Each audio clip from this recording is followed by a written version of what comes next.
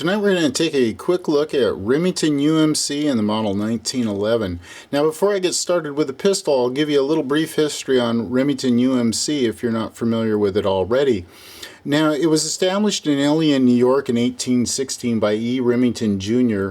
He is often called the father of American firearms. And in 1856 he brought his sons into the business, and by that point in time they were a major firearms manufacturer. And by 1886, due to the economic conditions after the Civil War, they fell into receivership. So in 1888, the owners of Union Metallic Cartridge Company, also known as UMC, acquired controlling interest and changed the name to Remington Arms Company. Now, a little history on UMC. They were founded in 1867, and they became famous for high-quality ammunition that they sold to military and on the civilian market. So in 1911, the two companies were combined as in business interest as kind of a marketing strategy, and after a couple of name changes, it became known as Remington UMC. So in 1914, a major expansion began at several locations, and they built a huge new factory at Bridgeport, Connecticut, and it was the largest factory complex in the U.S. at the time. It was just over 75 acres.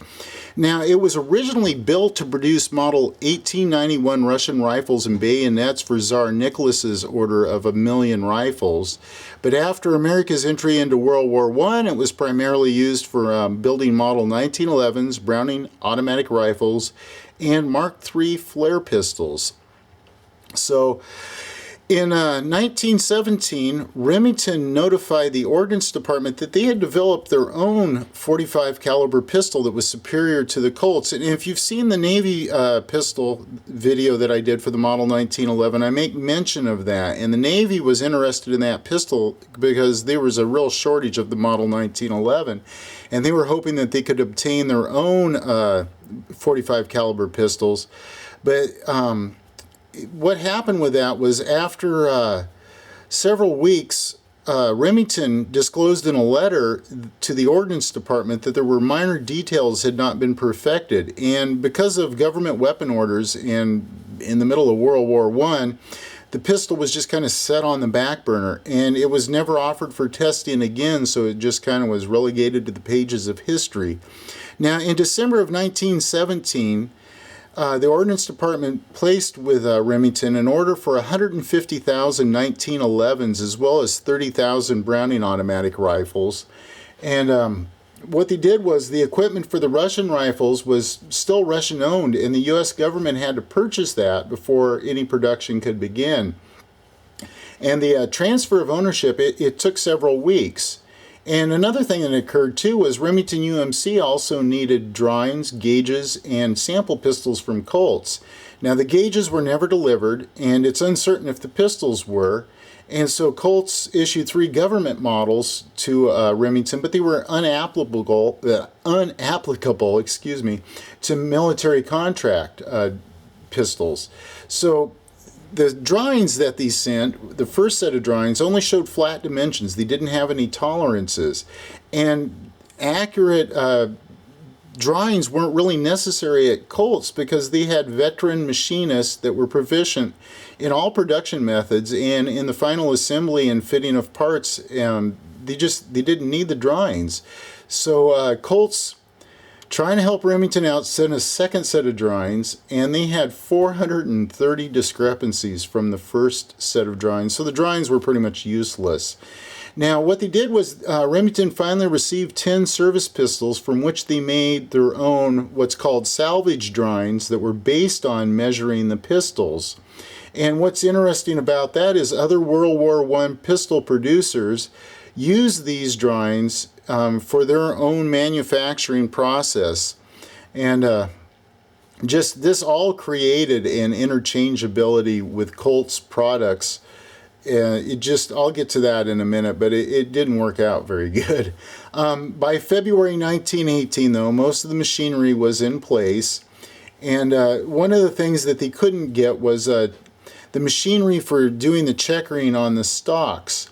And so the Ordnance Department approved Bakelite Grips, and the Bakelite Grips, or the Bakelite, was like a plastic resin kind of product almost, the best way I can think of to describe it. And they colored it so it would look like walnut. But what they did was, Ordnance said, as soon as you get the tooling to make the checkered walnut grips, we want those back again.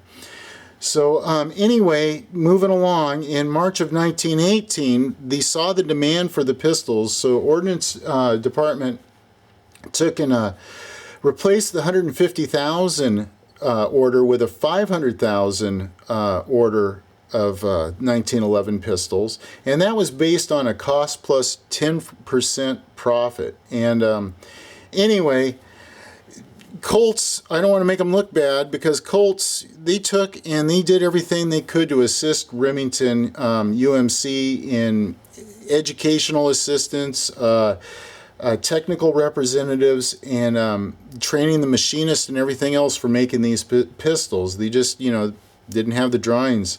I don't know why they never produced the gauges, but anyway. Remington UMC, though, some of the things with the pistols being produced is it was delayed getting into production because they were not assigned a block of serial numbers from the Ordnance Department. So the Ordnance Department said, okay, just start with serial number 1 and just do it sequentially through the 500,000 that we've ordered. So that helped alleviate any further delays.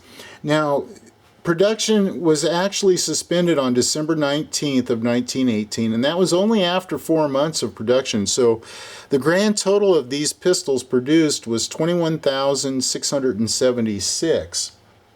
And then the equipment, the gauges, all the tooling and everything was claimed by the Ordnance Salvage Board, and it was sent to Springfield Armory for storage. And what's interesting about that is that was used later for Model 1911 A1 production during World War II.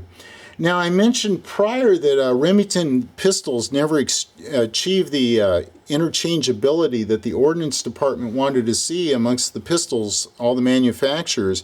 What they did was they took 20 of these pistols off of the daily assembly line, just pulled them out, and they used some Colts parts, exchanged the parts, and tried to get the pistols to function. They were only able to get 5 out of the 20 to work, and there's a whole list of failures, things that didn't work and why they didn't work, but it basically all boiled down to the improper or poor machining, or inferior machining, I should say, on Remington's part, or on their part. They didn't get it right or refined enough. And I suppose if they would have had the proper drawings, it might have been a little bit easier, but who knows. Anyway, we'll go ahead and we'll start to take a closer look at this pistol. Now, I'm going to flip it over and show you the other side here. Now, when these pistols, at one point in time, they had underneath the model of 1911 U.S. Army down here, they took and had 45 caliber stamp. Now this one's late enough. This one is actually serial number 21,653. It's only 23 digits off the final one produced. So very, very close to the end of production here. And then over on this side, we're going to go ahead and take a closer look at we'll go to the patent part of the slide roll marks. And you can see down there patent dates and then Colts credited there. And then you can see in the middle here we have the Remington UMC logo. And then we have Remington's address over here. And then down here we have, of course, the United States property stamp. And then we'll go ahead and take a look at this over here. We have the Ordnance Inspector, Major Edmund E. Chapman, who was assigned to Remington there. And then right here we have the World War I Ordnance mark, the Eagle's Head mark, and unfortunately I don't think I'm going to be able to get that to show up very well here. So there you go. So there you have it, just a brief history on the Remington UMC company and their role with the Model 1911. Alright, hey, thanks for tuning in and watching. I hope you enjoyed the video. Have a good evening.